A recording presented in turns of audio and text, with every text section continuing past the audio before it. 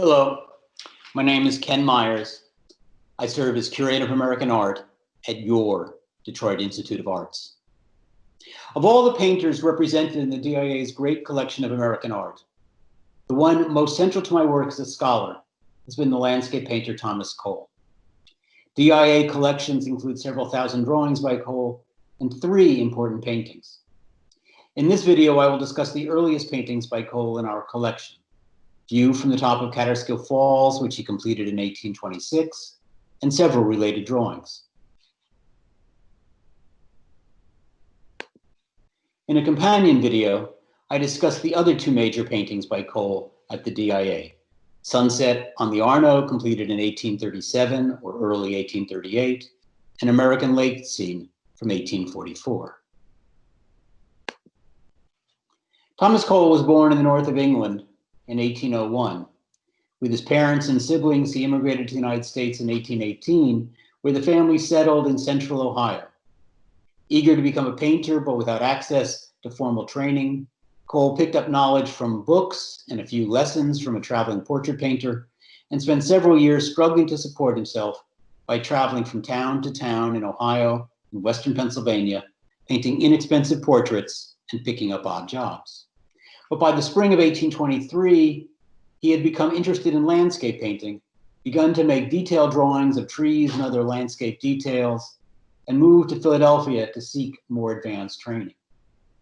Cole's desire to give up portraiture for landscape painting was economically risky, even foolhardy.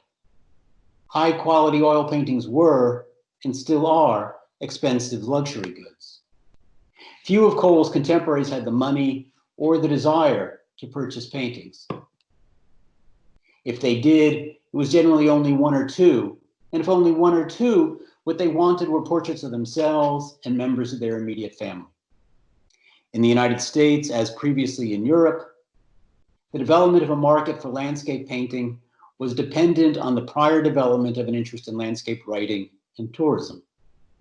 In Britain, interest in these overlapping ways of experiencing natural environments began to emerge in the late 1600s. A few of the wealthiest and most culturally sophisticated residents of British North America acquired a taste for landscape by the time of the American Revolution. For example, in 1793, George Washington purchased 4 landscape paintings of American subjects by William Winstanley, a young man from a wealthy English family who spent several years traveling in the United States in the early 1790s. Washington hung all 4 of his purchases in the New Room, the largest and grandest space at Mount Vernon. After the conclusion of the War of 1812, the continuing importation of landscape writing and prints from Europe, together with the improvement of roads, the construction of canals, and the introduction of steam transportation by boat, set the stage for the development of domestic traditions of landscape tourism, writing, and art. But for many years, the emergent interest in landscape writing spread too slowly to support any full-time painters, until Cole. In the spring of 1825, Cole moved to New York, which had recently passed Philadelphia to become the largest city in the nation, and was quickly establishing itself as the nation's commercial, financial, and cultural capital. A few months after his arrival, Cole boarded a steamboat for a short trip up the Hudson River, getting as far north as the confluence of the Hudson and Mohawk rivers. This was a working trip, not a vacation. Cole traveled up the Hudson in search of subjects to paint, and when he saw something interesting, he made a pencil sketch of it. On his way back to New York, Cole stopped in the Hudson River port village of Catskill and made a short detour inland to the area around Kaaterskill Falls in the Catskill Mountains.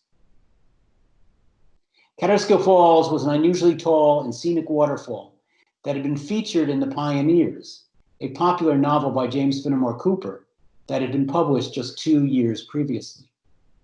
The DIA has both of these rare and important drawings because in 1939, a very smart DIA curator contacted Cole's granddaughter, who still owned most of his drawings, and arranged to purchase several thousand of them for what now seems like a very modest sum.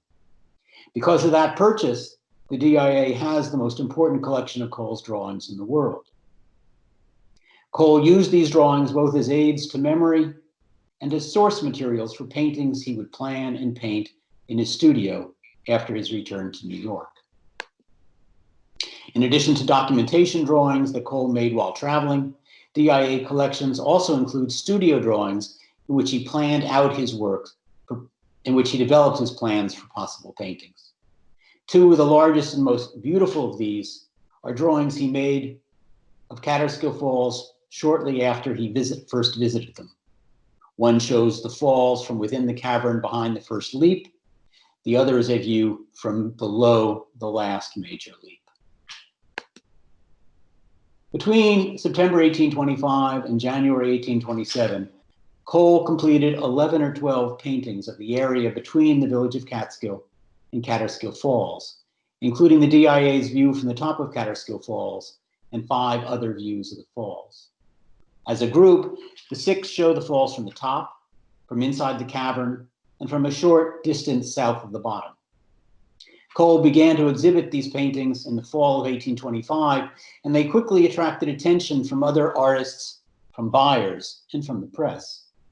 The painter John Trumbull, the president of the most important arts organization in New York City at the time, purchased Cole's painting of the waterfall from within the cavern and was quoted in a leading New York City newspaper as having praised the young artist for, quote, having done what I have spent all my life attempted in vain. Like all American painters in 1825, Trumbull's income came from portraits. Most of his income came from portraits, although he aspired to paint large, multi-figure historical subjects, a goal he finally achieved in 1817 when the national government commissioned him to paint 4 large paintings celebrating military and political scenes from the American Revolution for permanent display in the rotunda of the United States Capitol, where you can still see them today.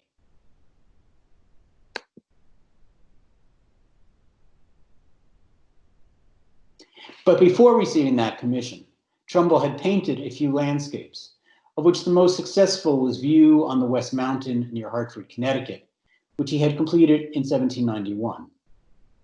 Unlike Cole in 1825, Trumbull in 1791 was already a well-trained artist who had spent 6 years studying painting in London.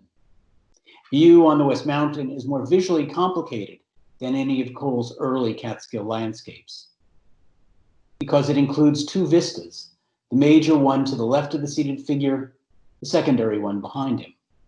But it's also more clearly organized than many of Cole's early paintings, effectively directing the viewer's attention first to the summit of West Mountain in the middle distance, then down the canvas, past the lakes and the herd of cattle on the right, then left to the large cow dominating the center foreground, before coming to a brief stop at the seated figure who directs our gaze even further left toward what Trumbull wants us to focus on, the distant view of the fertile river valley dotted with plowed fields and houses. The painting includes some strong passages. I especially like the very human-looking dead tree in the center that reminds me of the humanoid trees called Ents in The Lord of the Rings. But the cows and the man are unconvincingly stiff. The coloring and texture of the mountaintop is dull, and the sky is bland. For me, the painting seems lifeless. Before Cole, most American landscapes showed settled places, farms or country estates. Paintings like View on the West Mountain that featured wilder scenery showed wild places in the process of being domesticated. Cole's paintings of the Kaaterskill Falls and its environments excited his contemporaries because they represented the wildness of the American wilderness, its untamed energy. Cole's paintings did this in 2 overlapping ways, one symbolic, the other painterly. First, unlike the cows and herdsmen in Trumbull's painting, Cole populated his paintings of the Kaaterskill Falls with undomestic animals or with Native Americans. In both cases, he used these figures to symbolize the wildness of wilderness. Secondarily, and more innovatively, Cole did it visually. All of Cole's paintings of Kaaterskill Falls are strikingly active. Although Cole's relative inexperience sometimes shows in these paintings, especially in his treatment of the forest, which can be indistinct and monotonous, what is powerfully right in these paintings is the aliveness of the natural world he represents. All of the paintings move. They vibrate with life. Notice Cole's precocious ability to represent moving water, the skill with which he represents the suddenness of its curling over the brink of the precipice, the feathering of its descent, and the explosive splash when it crashes to the ground. The aliveness of these paintings is just as evident in the skies. Compared to the sky in the view on West Mountain and other previous American landscape, the sky in all of Cole's Kaaterskill Falls paintings vibrate with the pulsing life of a passing storm. In each, dark gray clouds streaked with light and lines of falling rain push and pull against a section of a clearer sky, making visible the hidden energies pervading the atmosphere. In these early paintings, the portion of the canvas Cole devoted to the sky is comparatively small, certainly smaller than it is in most of his mature works, paintings like Sunset on the Arno and American Lake Scene at the DIA. The fact that these early paintings devote less space to the sky may suggest that Cole was aware both of their importance to his goals and of the difficulty of getting them right. But the power of the skies in these early paintings makes clear that he already knew, as he put it in an 1836 essay on American scenery, that the sky is, quote, the soul of all scenery. It is the fountain, Cole's words in the same essay, from which, quote, light and shade and color flow, end quote. From these early paintings until his death, Cole sought to paint the light of that inexhaustible fountain, to reveal it, to revel in it, to make his experiences of it visible. Thank you for watching, be well, and thank you for supporting your DIA.